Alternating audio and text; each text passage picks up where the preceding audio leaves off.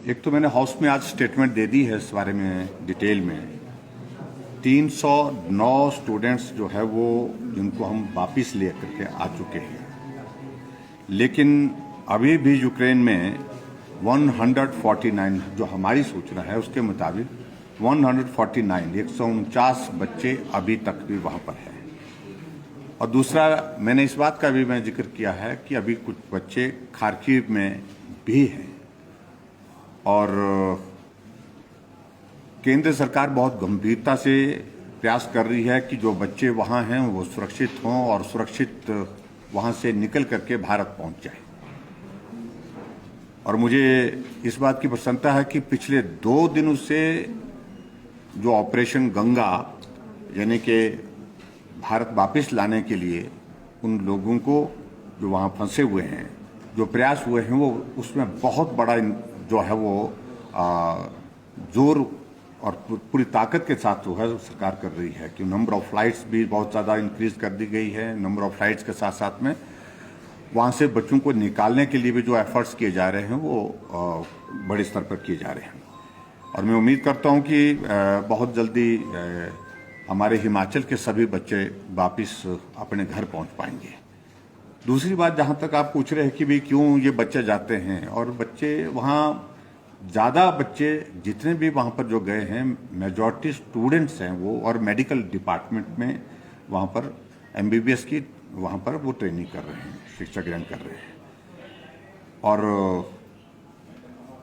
वहाँ बहुत सारे मेडिकल कॉलेजेस और यूनिवर्सिटीज़ जिनका अच्छा एक नाम है ऐसा बताते हैं, तो उस दृष्टि से वहाँ पर लोग भेजते हैं बच्चों को पढ़ने के लिए। तो जो भी बच्चे वहाँ पर हैं उनको सुरक्षित पहुँचाना आज की तारीख में ये हमारे लिए ज़्यादा महत्व का विषय है। बाकी सारी चीज़ों को लेकर के आने वाले समय क्या चीज़ें होंगी, कैसे होंगी, उन सारी चीज़ों को लेकर के बाद में बात कर सकते हैं। अभी इस तरह की डिटेल जो थोड़ा सा मेरे पास इस वक्त अवेलेबल नहीं है, लेकिन हमारे पास हमने कहा कि इसको थोड़ा अलग अलग इसको सेग्रीगेट करना चाहिए कि अलग अलग एरिया में, ताकि जो बच्चे जहाँ फंसे हैं कि वो उनका सेफ पैसेज क्या हो सकता है, किस तरीके से वहाँ से वो बाहर निकल सकते हैं, किस कंट्री में जा सकते हैं, क्योंकि जो 4 कंट्री जो उनके एडजॉइनिंग में है यूक्रेन के साथ जो लगती है, तो उसमें कहाँ से उनका सेफ पैसेज हो सकता है, जहाँ सेफ्टी ज़्यादा है वही रूट हमको अपनाना चाहिए। और इसके लिए हमारी केंद्र सरकार वहाँ की एम्बेसी के साथ जो है वो मिल करके बात कर रही है कि जहाँ से सुरक्षित होकर के बच्चे निकल सकते हैं। मैं इतना कह रहा हूँ कि हमने आधिकारिक स्तर पर अधिकारियों से बातचीत की है, मेरे चीफ सेक्रेटरी अधिकारियों से बात की, मैंने मंत्री से बात की, और बातचीत करने के बाद उनका कहना यही है कि जो बेस्ट पॉसिबल है, क्योंकि अलग अलग एरिया की अलग अलग सिचुएशन है वहाँ पर इस वक्त, और उसमें मंत्री जी से मिला हूँ, मैंने गृह मंत्री जी को लिखा भी है पहले, और अभी हाल ही में इस सारे विषय को और भी तेजी से आगे बढ़ाने के लिए हम प्रयास कर रहे हैं। अभी हाल ही में हाटी समुदाय की एक जो है वो एक जनरल एक मीटिंग हुई थी, कुंबली जिसको बोलते हैं, महाकुंबली, वो उनने आयोजित की थी। उसके मुताबिक उन लोगों ने अपने इश्यूज को लेकर के वहाँ पर अपनी बात की है। आज मुझसे मिलने आए थे, तो हिमाचल प्रदेश सरकार की ओर से जो रिपोर्ट हमको जो है RGI को भेजनी थी, तो वो हमने पॉजिटिव बना करके भेजी है।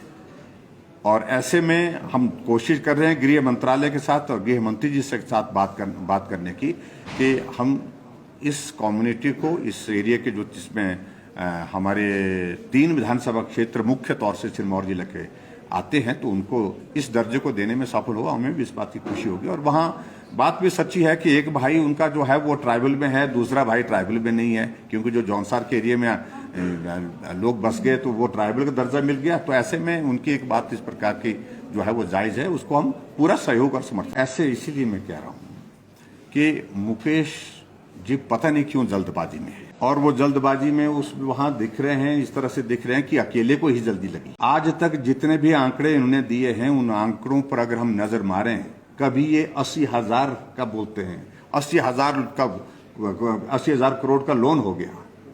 फैक्चुअल पोजीशन है कि 63,200 करोड़ रुपीस का लोन हुआ है।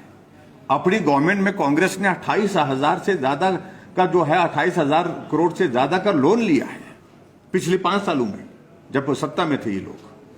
और अब मतलब जो लोन लिया है उसके कंपैरिजन में हम बहुत कम हैं अभी भी, लेकिन फिर भी इसके बावजूद हम कहां मना कर रहे हैं? लोन लेना उन लोगों की नालायकी के वजह से आज हिमाचल प्रदेश की व्यवस्था है। सरकार कोई भी हो, ABC कोई भी, सभी सरकारों को आने वाले समय में व्यवस्था को संचालित करने के लिए, चलाने के लिए लोन लेना ही पड़ेगा। इसके सिवाय और कोई रास्ता नहीं है। लेकिन जिस तरह से आंकड़े वो गलत बोल करके जो है वो करने की कोशिश कर रहे हैं, बिल्कुल गलत। मुझे बहुत बड़ी डिसअपॉइंटमेंट है उनकी स्पीच से। आज जो फैक्ट्स जो है उनको छुपाने की कोशिश की। हमने तो लिख करके दिया है एक एक चीज। अगर हमने गृहिणी सुविधा योजना शुरू की है तो उसको अंजाम तक पहुंचाया है। अगर हम 60 साल के ऊपर के बुजुर्गों के लिए पेंशन का प्रावधान किया, उसको हमने अंजाम तक पहुंचाया है। अगर हमने कहा कि हिम केयर के अंतर्गत हिमाचल प्रदेश का हर एक गरीब आदमी का इलाज करता, तो हमने उसको अंजाम तक पहुंचाया। किस बात को लेकर के वो झूठ बोलने की कोशिश कर रहे हैं? एक भी बात सत्य जो हमने कही है, एक भी बात जो है, एक एक बात उसमें सत्य है, कोई भी उसमें झूठ नहीं है। इसलिए राजनीतिक मकसद बस यही बोले जा रहे हैं, जाने वाले हैं, आने, जैसा कि भैया जाने वाले के बाद वही आने वाले हैं। अभी मालूम नहीं उनकी ही पार्टी में क्या, कौन आने वाला, क्या कौन होने वाले हैं, मालूम नहीं। लेकिन इतना मैं जरूर कहना चाहता हूं, भारतीय जनता पार्टी की हमारी सरकार, हम कमिटमेंट के साथ पहले दिन से काम में लगे हैं और अंतिम दिन तक हम काम करेंगे। और आने वाले समय में जब चुनाव होगा तो गुंजाइश नहीं होगी, आने वाले भी हम ही होंगे और जाने वाले वही होंगे। Thank you. कृपया हमारे चैनल को सब्सक्राइब, लाइक एवं शेयर करना ना भूलें। धन्यवाद।